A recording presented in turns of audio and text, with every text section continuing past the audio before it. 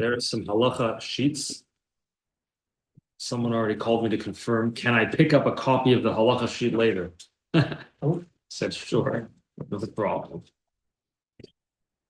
All right. So, guns in shul. Wednesday night halacha and Chassidus. I like it. Guns in shul, you like it. You like it. Excited. It's a good one. Guns in shul. It doesn't talk about guns in the Gemara. I wonder why. It doesn't talk about guns in the Shulchan Aruch either. When was the first gun invented? Do you know? I don't even know. I should have looked it up. Should ask Google. I should ask Google or ask Chat GPT. A friend of mine is trying to convince me to use Chat GPT. So he says you can ask it a halacha question. Give you the sources. So I'm like, okay. So I asked it a halacha question. I'm like, a certain couple of sources. I look them up. They were all completely wrong. Completely. Yeah. Like not even remotely close. The earliest guns, often considered proto-guns, appeared in China around AD 1000. What? It's not, no, I'm asking now. Doesn't get it. Okay. Well, Anyway, I wonder maybe guns are spoken about somewhere. I mean, they were, I think back then they were more like, tubes you'd fire as opposed to Right. like what we think of as being probably the 1600s, maybe even Yeah. 15s. Gunpowder was invented in China during the 9th century. Yeah. All right, let's start it off. Guns in shul. Guns in shul. We're going to start not with guns, though, because the earlier sources don't talk about guns because they didn't exist. When did they come into existence? We'll leave that for the historians to figure out exactly. We're going to start with the Tashbeitz Katan, Simin Reish Beis. Who was the Tashbeitz? He was Reb Shimon ben Tzadok from Germany in the 13th century. He died 1312. And he was one of the main Talmidim of the Maharam of Rothenburg, the famous Maharam, Reb Meir of Rothenburg, who Reb Meir himself was born in Germany. He was one of the Balei Tosfos. He learned in France also, I believe, with the Chil of Paris, who was quoted in Tosfos, I think also was one of his Rebbeim, I think, other of the great Balei Tosfos. He was born, this is Reb Meir of Rothenburg, who was the Rebbe of the source we're about to learn, was born around 1215 or so, I think give or take 5 years or so. Died famously died in prison in 1293. That's the famous case that he was imprisoned. And the Rosh, the Yechiel ben Osher, the Rosh raised money, some exorbitant sum of money. I don't know how much, but figure out with inflation and the conversion, whatever it was. German, did they have the mark back then? I don't know what they had, whatever it was. An enormous sum of money to ransom and get Reb Meir out of jail. And the mayor famously paskined that it's usher, you're not allowed to, because that will just encourage our dear Gentile friends to kidnap more rabbis and make more ransoms. So he famously ruled that it was completely usher, and he paskined that way even from prison. And he died in prison after 7 years in prison. And then 14 years after that, someone else wealthy, I don't know who it was, some wealthy person raised more money and eventually ransomed Reb Meir of Rothenburg's remains. And he was buried in the Jewish cemetery in Worms.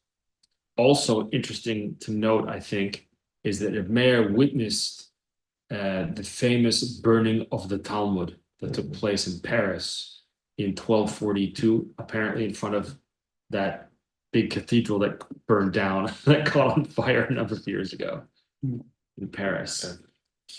So, yeah, anyway. So the Tashbeitz of Shimshon, I think I said Shimon before. It was Shimshon ben Tzadok. There's two Tashbeitz, by the way. Tashbeitz, Tashbas, there's two of them. They're not the same person. He was one of the Gedolei HaTalmidim of the Maharam of Rothenburg, as we just mentioned. And what he writes in the Sefer are the halachic rulings that he learned from Reb Meir. As far as I know, these teachings were while Reb Meir was in jail.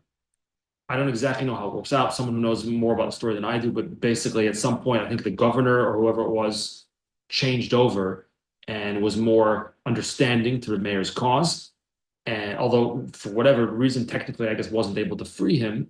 I'm not sure exactly the details. I don't know. I'm sure this stuff is easy to find out. I just don't know it personally. Was apparently allowed, permitted to daven with a minyan 3 times a day, permitted to learn, and his conditions were eased, but he was still in jail. So I guess some of his Talmidim came to learn with him, including Shimshon ben Tzadok. So he writes as follows: Umoiche, he would gosh, I lost my English already. He would be moicha. He would not rebuke. What's the word? Protest. That's what I'm looking for. He would protest. Leilech besakin oruch lebeis hakneses. He, I guess, meaning his Rebbe, Reb Meir of Rothenburg, would protest. He did not want people to go to shul with a sakin oruch, a long knife. Not supposed to go to shul with a long knife. Why? Lafisha tefillah ma'areches yomov. Tefillah lengthens a person's life. To pray to Hashem, to connect to Hashem. Tefillah is Chassidus, is lashon teifel, means to connect, to bond. Tefillah is a bond with the Kadosh Baruch Hu. That's ma'areches, that lengthens a person's life. But v'zeh, that is this one, the long knife, is mekatzer yomov, shortens life. So you don't bring a long knife into shul. That's the source. Now take a look in the next source in the Beis Yosef, on Orach Chaim Siman Kufnun Aleph, which is the siman, one of the simonim of Hilchas Beis HaKnesses, specifically Dinei Kedushas Beis HaKnesses.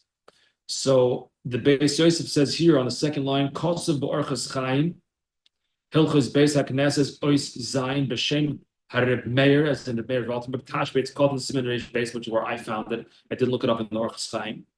He writes as follows: "You also likanos the Beis HaKnesses b'sakin oruch." Not allowed. It's also the Beis Yosef says to come into shul with a long knife. Why? The same reason. Lefisha tefillah ma'arechas yom shel adam yasakin mekatzero. So there are contradictory things. You can't go into shul with something that contradicts the shul, with something that contradicts the very nature of what we do in a shul, which is daven. That's the Beis Yosef. Now let's take a look from the Beis Yosef and go to the Shulchan Aruch. The Shulchan Aruch says, same siman kufn aleph, hilchos, dinei kedushas beis hakneses, sif vav, he writes, and this siman we unfortunately don't have in the Alter Rebbe Shulchan Aruch. He writes, muter likones lebeis hakneses b'makloi uvetarmiloi uve'afundosoi. This is straight from the Gemara, by the way, Masechta Berachos Daf Samach Gimel, which is where it doesn't talk about a knife over there, but the Beis Yosef references this Gemara. It's talking about the things that you are allowed to enter a shul with, and it's comparing it to the Beis HaMikdash. What are you allowed to do in the Beis HaMikdash? How does that relate to a shul? What are the differences exactly? Can you spit? Can you bring your shoes? It says b'makla, your staff, etc. What's afundose? Pirush mine kis. What is tarmilo and afundose? It says pirush mine kisim. Different types of purses, I guess, pockets, purses. Targum. Uvayalkut v'tarmile. Okay, fine. So it's different types of purses or personal knapsacks, items, and so forth. And says the Beis Yosef, paskening in the Shulchan Aruch, v'yesh oisim, doesn't say it's also, yesh oisim likonis boy v'sakin oruch. You're not allowed to go into shul with a long knife, oiberesh magula, or an uncovered head, which he brings in the Beis Yosef as well, and likewise in the Tashbetz.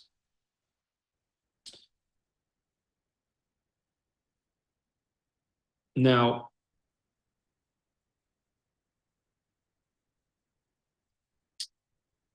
what is that really all about? What does it mean that you're not allowed to go with a knife and also a long knife? What about a short knife? Is a short knife okay? And all these sources so far, it was Medayik, it's a long knife. What is a long knife?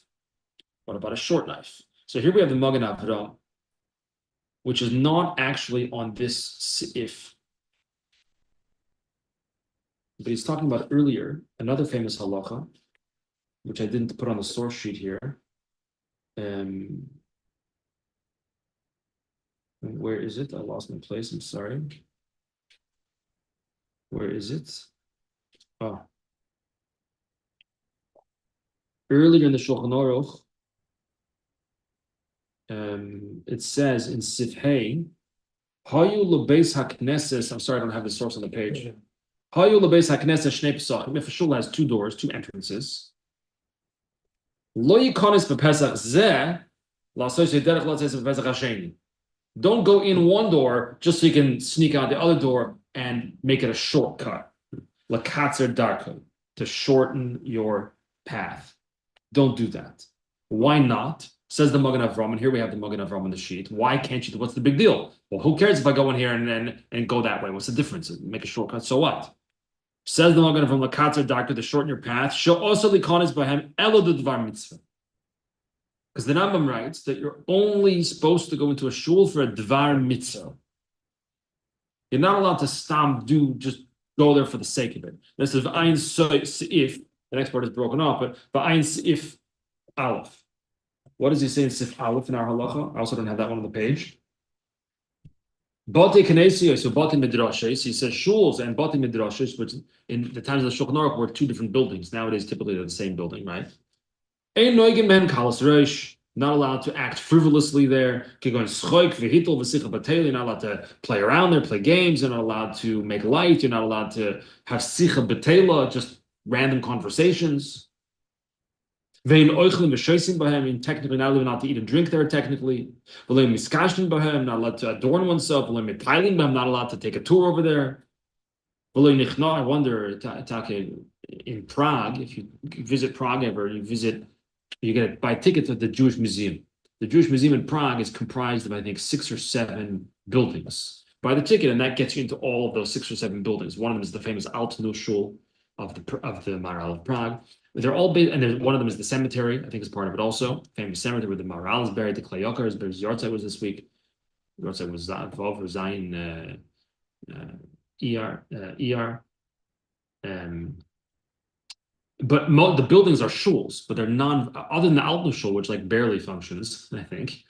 The shuls don't function. So you're literally going in latayel bohem, just to walk around, to look around. I don't know. I never thought about it. Like a museum. It is a museum. Yeah, now it's a museum. It's so sad. Prague, which was with the Maharal, the Yehuda, the Mamsh Gedolei Tzadikim. But maybe it doesn't have a din of the shul anymore. Like in other words. But the thing is, it's hard to say that because the kedusha is Zazmin Koim. Once it's a shul, it's a shul. I don't know. Maybe it's a separate question. Like, does a shul? Maybe it doesn't function as a shul. Yeah, but a shul is not functioning as a shul. Does this halacha apply, or does it have to be? Yeah. Like once it's a shul, that's it. Yeah, I don't know. You know what I mean? It's a separate. I don't know. Then the Shulchan Aruch continues. Lo nichnasim behem b'chama b'nei chama u'v'geshamim b'nei geshamim is a well-known halachas, right? Not allowed to go into a shul if it's hot and sunny outside just to escape the heat. Not allowed to go into a shul if it's raining outside to escape the rain. You can go in a shul if it's raining. You can't go to escape the rain, right?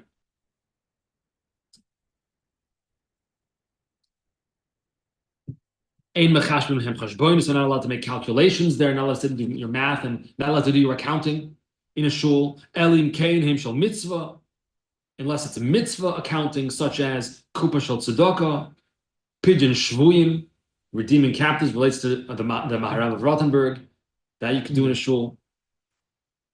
Okay, various other halachas, okay, etc. And if you have to go in for some extraneous purpose, for your own needs, Shulchan Aruch says, meaning not for tefillah, not to count the money in the pushka, or whatever mitzvah you want to do there. It says, you want to call somebody. Are you allowed to just go into the shul like, hey, someone wants to talk to you? You're not allowed to do that. So if you do it, he says, when you come in, yikra ma'at, read something. Read a kapitel tilim or something, right? Or yomer dvar shmua, or I guess say it dvar Torah or something. Then you can call the guy. So the priority here is first you have to do something that's shaykh to the shul, the kedusha, say a dvar Torah or whatever, say a pasuk. You say the halacha is you're not allowed to come into a shul without doing a mitzvah. Right, just there. And then you're real safe. There you go, that's halacha. It's repeated. Okay. He says, that's why you have to do the mitzvah act first rather than calling your friend first. Oh, your wife wants you. Not allowed to do that. Mm-hmm. Maybe that's obviously so. Maybe you could do that. But so what's the point? So the Magen Avram is referencing this sif here. You're only allowed to enter a shul ledvar mitzvah. Magen Avram, we mentioned him, Avram Abela Gombiner, 1635 around to 1682 in Poland. And interestingly, his parents were killed in the Chmelnytsky massacres of Tachvatat. And the Magen Avram was published about 10 years after he passed away. And apparently there was a whole dispute or debate about the name of the Sefer, because they say, Talmidim said that he didn't want it to be called Magen Avram, didn't want his own name. A little bit arrogant, maybe, put my own name in Sefer, but apparently his son Dafka wanted his name in it. He felt it's more covered for his father. Okay. Anyway, and he also apparently wanted, because the Taz was already called the Mogen David. Taz's name was David, so he wanted it to be Mogen Avram. Wanted to be, but people were upset. Mogen Avram. That says Shmoyne say Mogen Avram. You're gonna take that from the holy Shmoyne say, use it as the name of your sefer. Like, who are you? Okay. Anyway, so that's the Mogen Avram. The Mogen Avram Paskins, he's bringing from the Rambam, and he references the first sif here in our very siman. Osir likanes bohem ela ledvar mitzvah. You're only allowed to enter a shul for dvar mitzvah. What do you need a knife for? You don't need a knife, so don't bring it into shul. And interestingly, he doesn't mention what the Beis Yosef brings from the Tashbetz, that it's in a sense contradictory to a shul. That it shortens lives rather than lengthens it. But let's take a look at the Taz. There's a fascinating Taz over here on the next page. Taz on the Sivkot base. Taz says Psakin Aruch, long knife. Why? This is going to be familiar to us at the beginning. Lafisha Tfilu Ma'arechas Yom Shalom Ve'asakin Makatzeres. Period. Frek the Taz V'Koshali. I have a question. The Kan Mashma here in our Sif here in Hilchos. Beis HaKnesses, the laws of the Kedusha of a Shul, it's mashma de besakin she'enoi oruch, ein chashash zeh, she'asakin makatzi me'odam. If you have a short knife, we don't worry about it. Because it specifically says sakin oruch. So mashma says the Taz that if it's a short knife, apparently that's not the kind of knife that shortens lives. So that would be okay to come into a shul with a short knife. However, over Simon Kuf Pei, maybe the Beis Yosef for Shulchan Aruch. However, elsewhere in Shulchan Aruch, it says shenagu lachasus hasakin bebirkas hamozin. When we bench, you're supposed to cover the knife.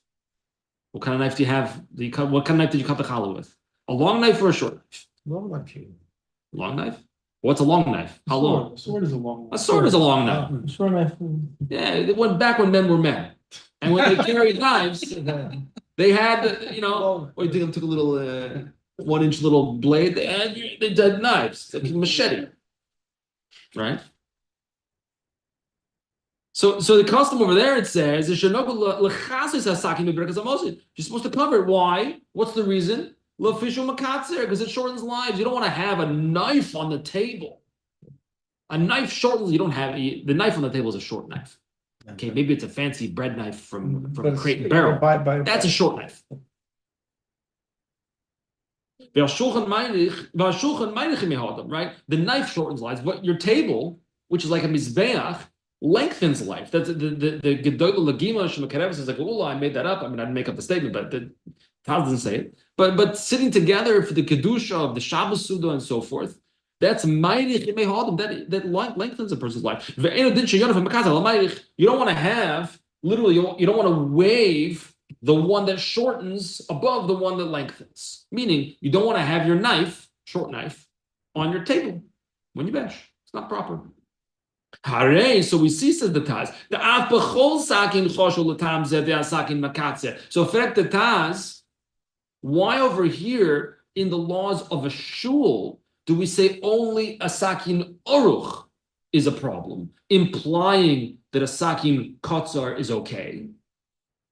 However, over there in the laws of birkas hamozon, it clearly says that a short knife is also makatzer yom shalom. You hear the question? Mm-hmm.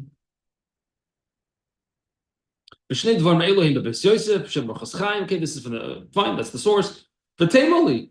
Maishno, frek the Taz. What's the difference? Short knife, long knife.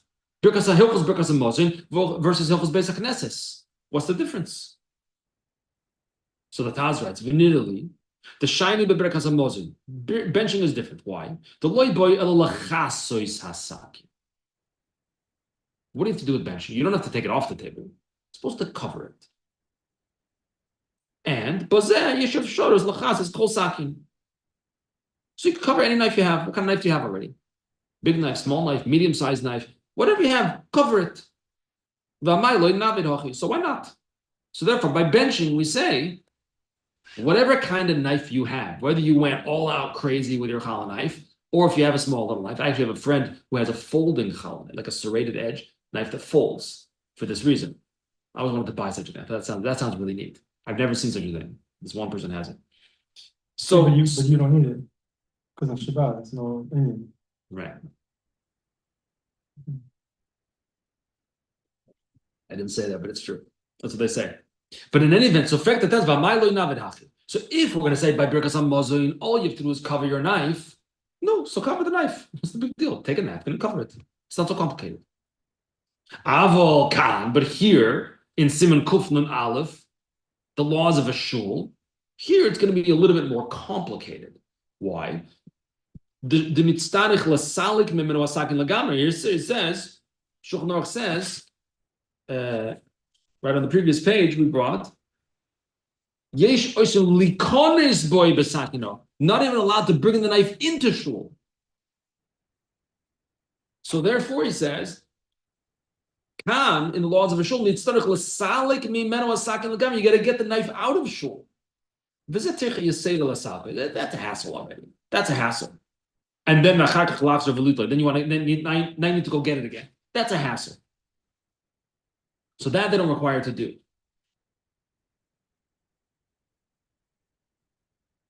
Anybody understand what this means?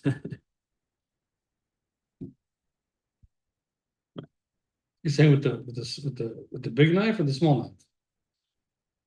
With the small knife, it was a hassle? Well, with any knife, seemingly. Okay. However, oh, 1 second. It looks like I missed part of the Taz over here.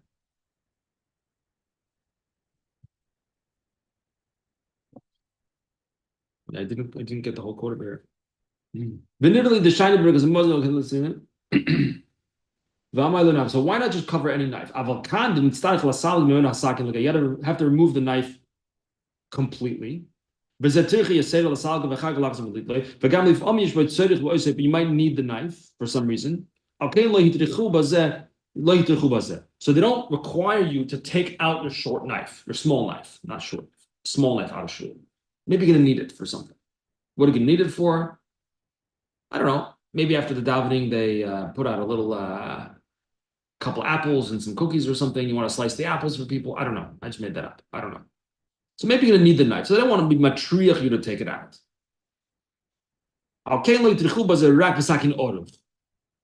Therefore, they only said if you have a long knife. What's a long knife? A sword, basically, right? Like when men were men, they had real knives. So for that, they say, no. You don't need your sword in shul. A smaller knife, you might actually, after you're done, you sit down and have pashakis, you want to cut a slice of the bread. So therefore, they allow you to keep your small knife in shul. A big knife, you don't really need it. We don't want to make you take it in, take it out, take it in, take it out. So we just say, don't bring it in. That's what the Taz says. Kain nina li liyashiv zeh. Back in the days, you allowed to eat in the bed knesset? Well, officially not. It says, Well, it was a bed midrash. well, it says, where was it?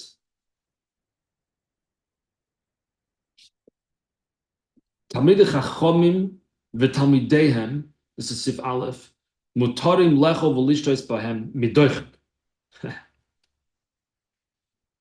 Torah scholars are allowed to eat in shul like b'doichik, like because we ain't got no other choice, because you don't want them to make them leave shul. Okay, anyway, it's almost 8:30. Let's take a look at the Piskei Teshuvos. We still didn't talk about a gun. Let's take a look at the Piskei Teshuvos, who's a modern day sefer we have here. I think he's where is he? Borough Park, maybe, is that right? Shalim. Anyway, he says, "Yish oishim lekonis by besakin oruch lofisha beisak neses shu miyuchel tefila mareches yomav shal odom via sakin makatzin me odom Mishnah Berurah Sifkon Chav Beis." That's the Mishnah Berurah. V'hu adin, says the Piskei Teshuvos, the same thing applies. B'chol mine klei zayin v'klei neshek. This applies to any type of weapon. Klei neshek, neshek is a gun. Hamiyadim lakatzin me odom. Ein likones lebeis hakneses or beis hamedrash, not allowed to go into shul with a gun or any other type of weapon. Vafilu, here's the chiddush, shaloi bizman tefilo, even when it's not during davening. By the way, the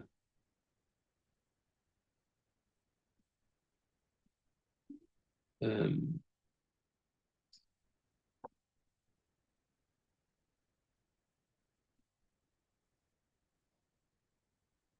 yeah, not even when not when it's even when it's not during davening. What's the deal? How does he know that? Someone to be medayik that where in Shulchan Aruch does this halacha appear? Hilchos tefillah or hilchos beis hakneses? Oh. Okay. To be medayik that the issue, so to speak, of the knife is not mitzad tefillah per se. It's mitzad the whole inyan of a beis hakneses. The knife doesn't belong in the shul. So therefore, afilu shalem is not tefillah. It's nothing to do with davening. That's what he says. And if you have no ability to leave your gun, your weapon outside shul, or likewise, or during dangerous times or whatever, in Eretz Yisrael, this is extremely relevant, right? Unfortunately, always. Soldiers always have to go to the kotel, the gun, they're standing in shul, and you go to catch a regular mincha in some random shul in Eretz Yisrael, and half the people have guns on them. They're not allowed to put it down, right? Then you could even daven with them. However, interesting. Try if you can, your gun should be covered, which is obviously only possible if it's a handgun. Should be covered. That's what he says. If you're unable to cover it because it's an M16, it's a big gun. Some say better you should daven on your own outside of shul.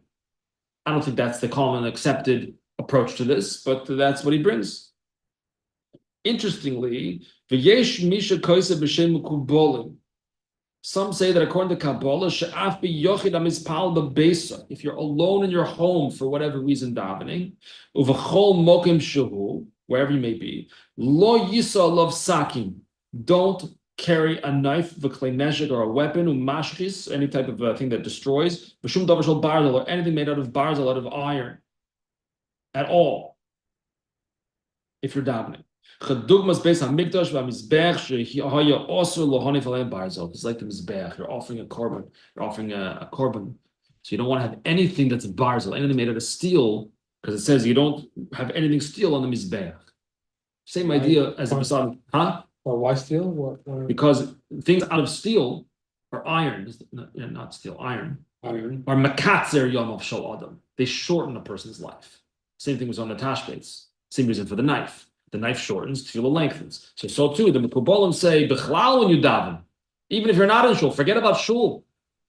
You shouldn't have a pocket knife. You shouldn't have a knife in your pocket, nothing. No gun, you should put it down. Which means, Lamaisa, that if you were a soldier and you're at home, and you're davening at home for whatever reason, or you have a gun for whatever reason, it would be better, seemingly, if you could, to put the gun down, not to hold it while davening. Or have it strapped on you or whatever, if possible. That's what it sounds like to me, at least. But I also just saw the Kaf HaChaim. I didn't put it on the source sheet either because I just saw it when I came here and looked at the Kaf HaChaim.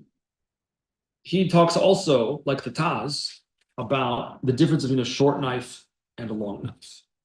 So the Taz said basically that the long knife, just don't bring it into shul. There's no reason you need a long knife. You don't need your sword in shul. So you can't bring it in. A small knife, you may actually need it. So we kind of permit that. So he says the reason is the difference between a short knife and a big knife.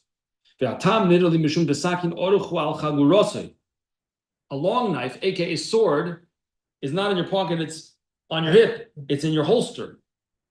Even if you would cover it the way we cover a knife at benching, even if you would cover it, nicker, people still see it, they still know it's there. Which is not the case with a smaller knife in shul, right? The imatsniyoi or that if you would hide it, stick it in your pocket, or you cover it, no nicker, nobody notices. So that's maybe the difference, says the Kaf HaChaim. Would that apply to your switchblade challah knife? What do you mean? Because then even if you fold it, but that's a short knife. no, fine, but I'm saying. You're saying it's knicker, it's Yeah, recognizable? it's not like it's covered and nobody knows what's underneath the napkin. Here, I don't know. Okay. Well, I don't know, do you have to cover it, or because it can be covered? You're allowed to bring it in even if it's not covered? So it doesn't say you have to cover. No, for benching, it says it's supposed to cover For it. benching, but it doesn't say anything about the basic necessities. Basic necessities, it just says, Uh, big knives you can't bring in. Right. He's making a chiluk why a small knife you could bring in, Right. because it's possible to cover it, but does that mean that you have to cover it? It doesn't clearly say that. Just because it's possible, You have to cover it? I don't think you have to cover keep it. it concealed, or I don't think you have because to it cover has, Concealed carry. yeah. I don't know. And there's no mention of a bris, the mohel bringing the knife in, That's a separate discussion, right? but is there an issue? I mean, obviously he's using it for a mitzvah. That's the Seich mitzvah. So why would you just like together, bringing it in for a mitzvah, like protecting? Well, maybe because it already said the Rambam already wrote you can only enter a shul l'tzorech mitzvah. That's right. Bar mitzvah. That's you going into the shul, not your knife. Yeah. Not the mohel's knife. Right. I mean, are those two separate things? Right. Okay. I'm not sure exactly. Okay. I'm not sure. But it is a devar mitzvah, like the way people use it, like in Israel stuff, is to protect. Yeah. It's not like just stam, like, because they're going hunting later and they figure they'll just bring it to shul, Right. so it's already on them. protection, right? And Right. a shliach in New Jersey told me this week that after I believe the attack, the shooting in that shul in Poway, San Diego, he asked the Rav, can he have someone in shul with a gun? So the Rav told him, not only that, but if it's a time of danger, which the shliach told me he doesn't know what that means exactly, what is considered a time of danger, but if it's a time of danger, not only is it permissible to have a gun, but you could even carry it if there's no eruv. Anyway, we should not need guns. The ultimate certainly is not to have a gun. The ultimate is we should not need a gun. That's no question about it. We should not need guns. We should not need weapons. Mashiach shall come. We should be, shalom, sati shalom ba'aretz. And why did I keep it? Okay, so we're going 3 of us here. So moving right along. Let's get back to our mimer that we started last week. Shmini Lema'an das.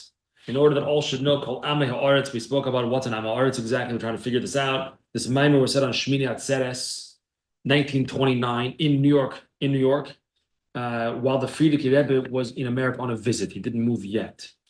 And we started speaking a little bit about our relationship with the world and with other people.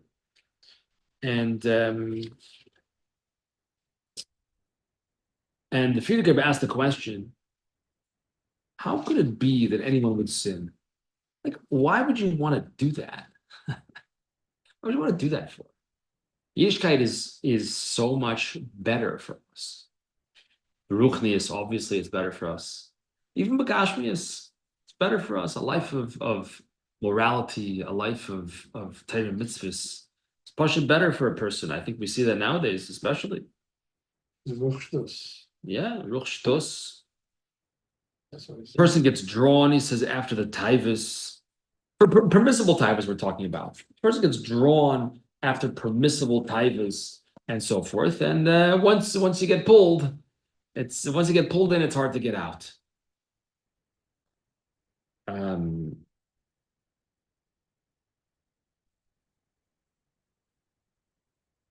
I believe we're on page Gimel, on the second page in the pamphlet.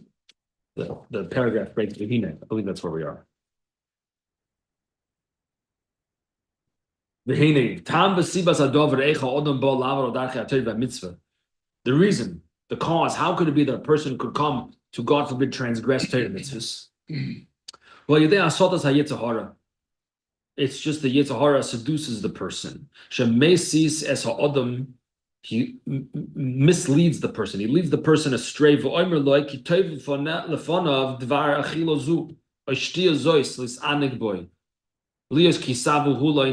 piece of food over here on the table, this kosher piece of food, it's just so delicious. You're going to love it. You won't regret this one. It's worth it. It's going to be so good. Like it says by Chedet Adas, it says Vatera Ha'isha Kitov V'Oitz L'Meichel. She saw the tree. Oh, that looks good. It's going to be good to eat. The eyes desire it. What happened then? She took the fruits. She ate it. And she gave it to her husband too, to eat. She said, "This is so good." Says the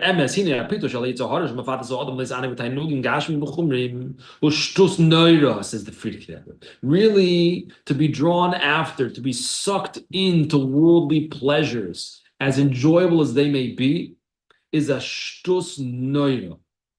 How do you translate that? An awesome makes it sound like it's good.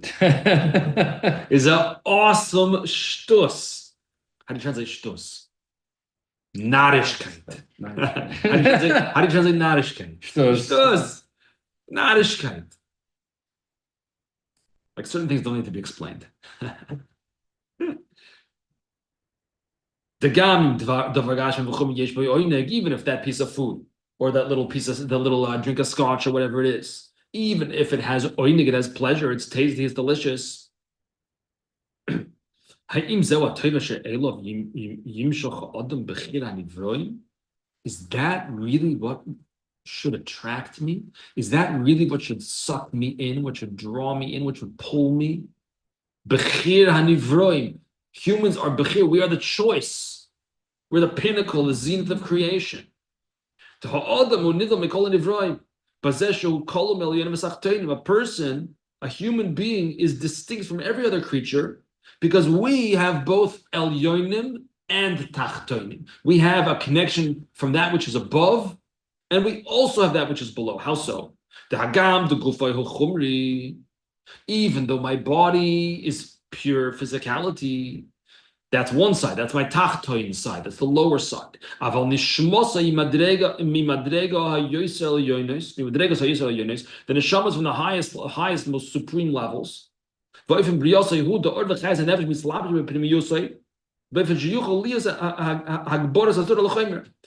moreover, it's not just that I have a body and I have a soul. It's that my soul is placed into my body in such a way that I'm able, if I so choose, and if I work hard, to overcome the materialistic. I don't have to be bound by the physical. In Cain, if that's the case, then after 120 years, am I going to go up to Shemaim and I'm going to say, you know what I did a lot of in life? I ate a lot of really good cookies. Man, I am the expert in cookies. This is what a Bechir HaNivroim, the choice, the zenith, the pinnacle of all creation, should live their 120 years on this planet for.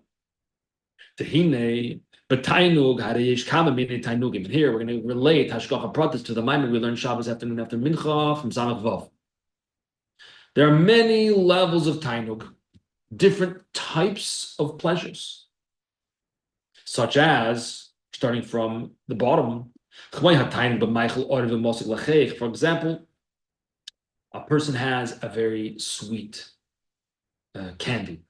I don't know, adults usually don't like candy as much. Kids like candy more. Maybe some adults like candy. Whatever. Insert whatever food you like over here, right? A very sweet and delectable to your palate piece of food or drink. This is the lowest level tainug a human could have, the lowest level pleasure. In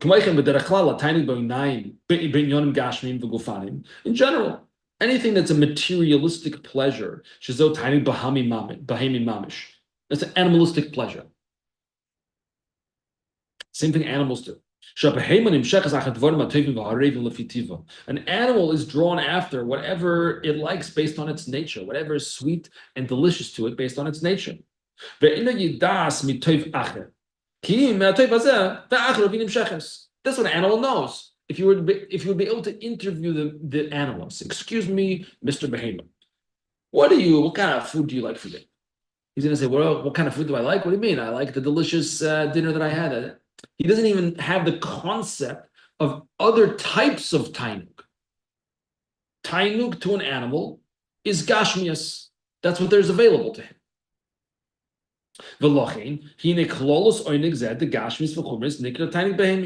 what we call a tiny behemi, animalistic pleasures. That's one type of pleasure.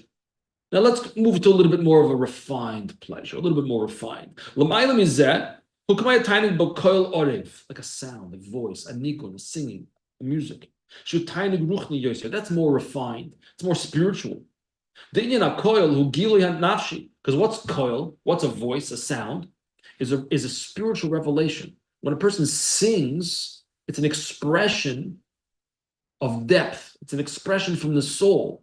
It's almost like you can't find words. So what do you do when you can't find words? You sing.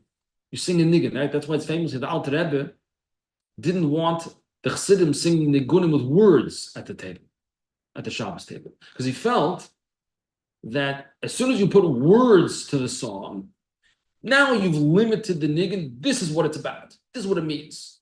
Okay, you could interpret the words also. I get that. Now you've said this nigun. These are the words that belong to this nigun. The Alter Rebbe said, don't have any words, because when you don't have any words, the nigun is unlimited in some capacity. We're not making it finite by ascribing particular words to that nigun. I know we all do it, but such a thing. So the point here is that a koil, a sound, a voice, a song is ruchni, is more spiritual. Furthermore, a koil ma'ir kavana, as we say, that's why you're supposed to daven with a certain amount of. You're supposed to articulate the words, and you're not supposed to just think it in your mind. You're supposed to actually verbally articulate the words of davening, because hakoil ma'ir kavana, it awakens the kavana. Some people they are inspired by a koil simcha, a lebedikinigan. And lebedikinigan, that gets them really excited. Others are moved by more of a slow, contemplative nigun. Right? You ever heard the recordings of the Rebbe singing Somocha Nafshi, things like that? Sama lecha, it's slow, it's so different types of people drawn to different things, right? The bechlolos in Yinakola yesh by arevus umasikus sheish bezorg. Because bichlal, the nigun, the voice, the sound, there's a certain sweetness to it. Like you hope when it comes to Rosh Hashanah and Kippur, you hope that the Chazan, and when he comes up to the Omud to say Hamelech, you hope it's going to be Gishmak. You hope it's not going to be a guy that knows how to read, but doesn't know how to carry a tune. You want to have a sweet Gishmak daven. And the koil, the sound of that is so important to the Gishmak, to the sweetness, to the oinig, the pleasure. Turn the page, the oinig. So the pleasure that's associated with a nigun is more ruchni than eating food, obviously. Third level, l'maylam mizeh, what tiny binyoni midos. Midos. We have this in Samach of this past Shabbos also that we were learning. You do a favor for another person. That's gishmak. When you help another person, you push it. I mean, like plain and simple ABCs. You help another yid. It's gishmak.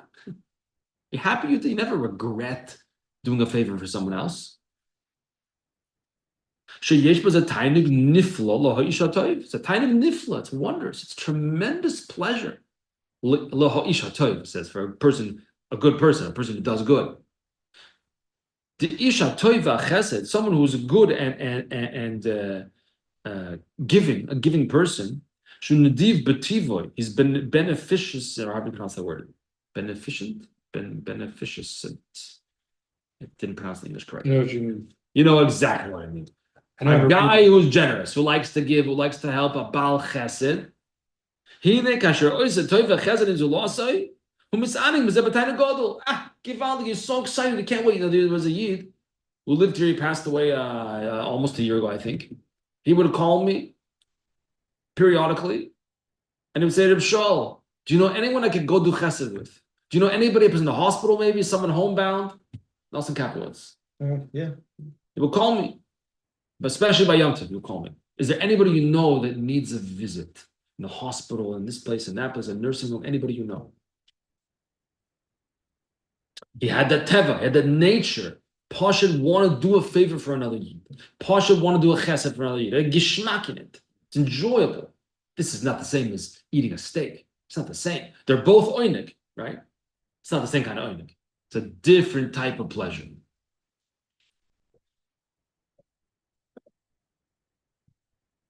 Yeah, comments or questions so far? Pretty straightforward. Ma'amer the Frida Geber. V'hine, next paragraph, page 166. V'hine, hataynik shebanyani hamidos hayesh b'zechiluk madregois. When it comes to midos, we could divide it. We could parse it up. How much pleasure are you going to get? Well, it depends exactly. What exactly happened here? What kind of chesed was taking place? If you're just doing chesed because that's automatic for you, because that's your nature, you're just like an agreeable kind of guy. You're just the guy who says, "Oh, would you also like a tea?" Like it's just you didn't think about it; it just kind of happens automatically. That's the way you are. Some people are like that, right? So he says, if the chesed you do is just because that's your nature, mitzad tivoi, that's your nature. You're a good-natured person. But you did not involve your intellect. Here we're going to have a potential issue. If you don't introduce your intellect into your midos, into your chesed. Or alternatively, no, you did mix in your seichel to figure out, 1 second, this favor that I'm about to do, is it actually a favor? Am I actually helping this person by doing ABC for this person? Such as, likewise, do you have an intention, a goal, a purpose? You have some people, some people, they're give, they don't know how to say no. Anybody who asks them for a favor, sure, no problem. Right to the airport, sure, no problem. When do you want to pick you up? Can I borrow this? Can I borrow your axe? Sure, no problem. Axe. Can I borrow your sword, your long knife? I need to go to shul. Can I borrow your long knife? Sure, no problem. You don't think about it, contemplate. Im tov hadavar im lav. Who says if it's actually good or not? Maybe it's not actually good. Right? Saying yes to a drug addict is chesed. It might not be good chesed though. Might not be the right thing to do. Right? He asked me to drive him to the airport. I couldn't say no. Sometimes people take it to the extent they say yes to anybody asks them, and their wife's like, but I thought we were gonna have dinner together tonight. But what about the kids' homework? But no, I have to give him right to the airport. I said, okay, that's nice of you, but what about your family? What about what's happening in the home? So it's not always a good thing just to say yes to chesed. Just because he asked. So if the guy asked me, he must need it. If he asked me for it, it is a proof he must need it. So I said yes. So then in such a case, such people, so he says, sure, I'm a generous guy. Of course I'm going to help you. And he has a gishmak in that. That itself is animalistic tiny. It's purely midos based. Without any havchana, without discerning, should I actually do this? Is this actually a favor? Am I actually helping this person? Maybe I'm actually harming them. The behema ikara midos. The inlo das klala. Behema is midos. We have to write, what's a kelev? Kelev is chaf lamed base. But I'm thinking of something else. Think of a melech. What's a melech? A melech is mem lamed chaf. Moyach, lev, koved, the liver, the mind, and then the heart. The mind is above the heart. An animal walks on all fours, so it's kelev. It says in Zohar, I think it's kuloi lev, all heart, and it walks on all fours because the head, the intellect, is equal with the heart. But we stand upright. We have to be a melech. We have to be a king. To be a melech means moyach lev kovev. The moyach is at the top. But an animal, ikora midas ve'em das klal. Kamoichen, so too ha'odam kasher misnahig umisaning lepulas amidas bolvan. When I'm conducting myself strictly midos based, and I'm getting gishmak in the midos of chesed and so forth, without introducing my seichel at all to be mavchin, to discern bein toiv lara, between good and bad. Even though I gave him a ride to the airport, I did what he wanted me to do, I helped him. But his gabrus or avativis. This is just my natural love, overtaking and overcoming. Was hat sich gut gemacht mit dem was hat getan dem anderen was jener hat gewollt. I just feel good that I did what he wanted me to do for him. I did him a favor, I'm happy. However, how could be, however, the good that I did for him is not actually good. It's not actually good. And not only might it not actually be good, but sometimes you might even cause pain, suffering, damage. How so? A young child. And no, I did not plan the halachic topic based on this minor. I thought of this halachic topic earlier in the week. And I was preparing the mimer earlier today, and I saw this. Hashgacha pratis. What's the mashal of the child? Kishiroya sakin. He sees a knife. What kind of knife? He sees a knife, or some other type of dangerous thing. He's in shul, he's not in shul. It's a short knife, it's a big knife, whatever it is. He's a knife. What does he say to his tati? I want that. The chafit was a ma'oid. He really wants it, and not only that. Boyche, Tati, please. He starts crying. The tears are flowing. Tati, please, can I just have it? And Tati says, oh, it's so cute. Of course you can have it. You're so cute when you cry. Don't cry, Tati. Don't cry. Here, Tati will give you the knife. Here's the gun. Right? It's the Tati, please give it to me. If someone is a very good-natured person, a giving, kind, loving, amazing person, but they don't use havchonas haseichel, they don't use their intellect to help them discern and decide, is it actually chesed to give him the knife? So what does he do? Sure, you can have the gun. Of course, I want you to stop crying. So the opposite is ridiculous. Causes a lot of pain, a lot of suffering. This is the same thing any time that I'm not a melech, any time that I don't have moyach above my leif. If I don't have havchonas haseichel, key words here. If I don't have havchonas haseichel, if I don't use my intellect to help me discern and determine and decide what's actually the best thing to do in this scenario, and I act strictly midos based, it might not actually be good, and it might even be very dangerous. The midos must be in conjunction with my seichel. Like the midah we're talking about now of toiv and chesed, sometimes it's actually appropriate to do an act of chesed for someone who doesn't deserve it. Sometimes it's appropriate. Yeah, you have a plan, you have a goal. We spoke about it in Maya and Samach and Shabbos also. Like Avram Avinu, what did he do? He gave food and drink even to the passers-by who were seemingly idol worshippers, maybe of some sort. What was Avram Avinu's goal? I want to promulgate godliness. I want to bring people closer to HaKadosh Baruch Hu. Like we just had in the Gemara. In Masechta Soiter, we're learning there in Sfir Soimer.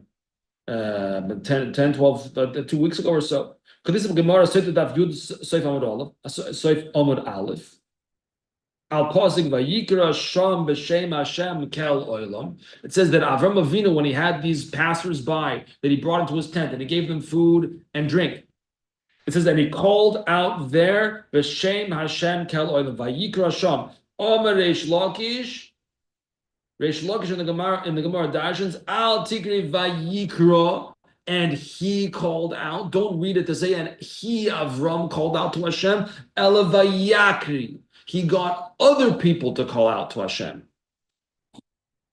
Zokt Rashi, Lamed Lebrias Likra Hashem B'Shem Hashem Kel Olam Rashi. He taught others, he educated others that how they can thank Hashem. Shehikri Avram Lishma Shel Kadosh Baruch Hu Fegalev Rashav. That Avram Avinu encouraged people, all the passers-by, to say Baruch Hashem, to thank Hashem, it says Yisrael was the first one who said Baruch Hashem. No? He caused people to call out to Hashem. Ketzad, how did he do it? After the people ate and drank, they got up. They wanted to Avram Avinu. Avram, you're great. That was a delicious dinner. Thank you so much. You're the best. So Avram says, you think it's my food? What do you think? I made this food? I put it on the table. I didn't make the food. You ate food that come from the God of the world. So it says that you guys better acknowledge and thank and praise the one who created the world. HaKadosh Baruch Hu himself, he created your dinner too. So we see that Avram Avinu's chesed was delivered even to people who didn't deserve it, but he did it with an inner intention, a kavanah. So he had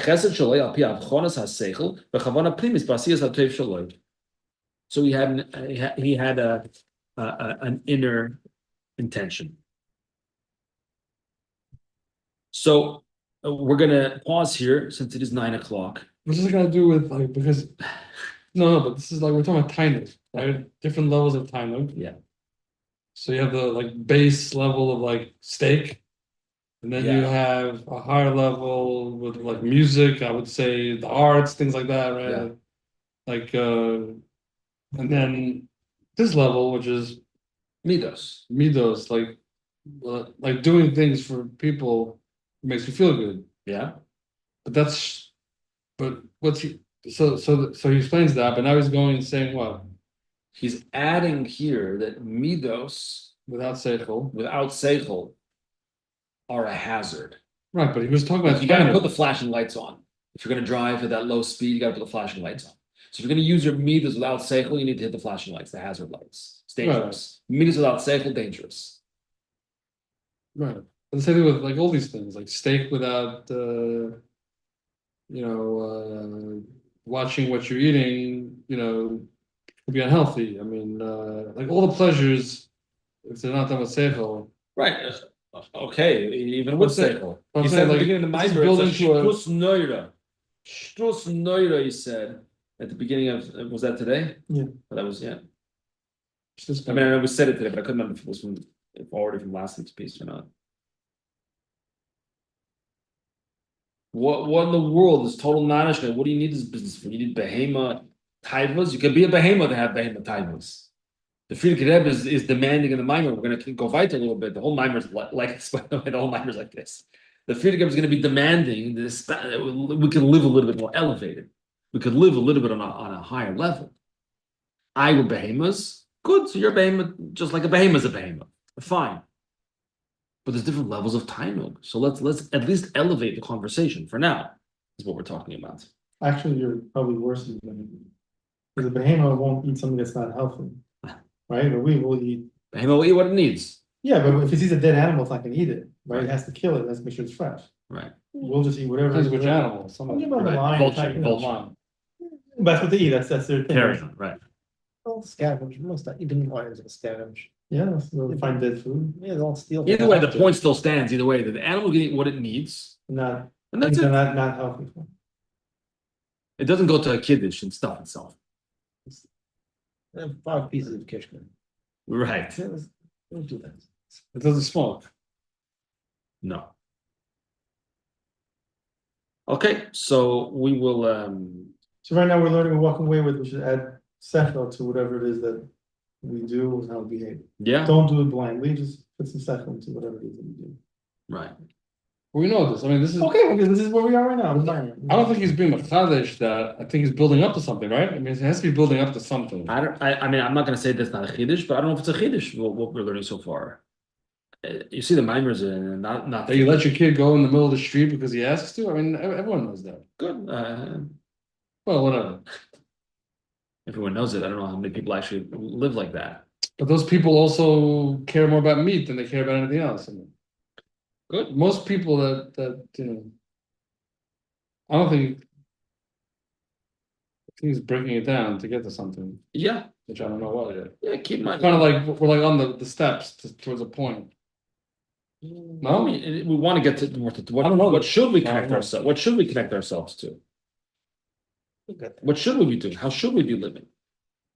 Yeah, we're gonna see. We're gonna continue the mind with Hashem next time, and We started off actually, like you're saying, like why would someone why would someone do an Avera, not do an Avera, but why would someone not follow Torah mitzvahs. follow Torah mitzvahs Yeah. completely, Yeah, right? So it kind of makes the sense. answer was that the So, Nefesh Bahamas, meaning the what? Gemara come and they. Why would he get involved in rub, 7-layer cake Yeah, when he has a neshama that wants to cleave to Hashem? So why would he get? Where does it even come from? right. So that he's breaking it down. Like, well, first you have different levels of tainug, and Yeah, good. I don't know. I'm trying to like figure out where he's going with this. Yeah. Okay.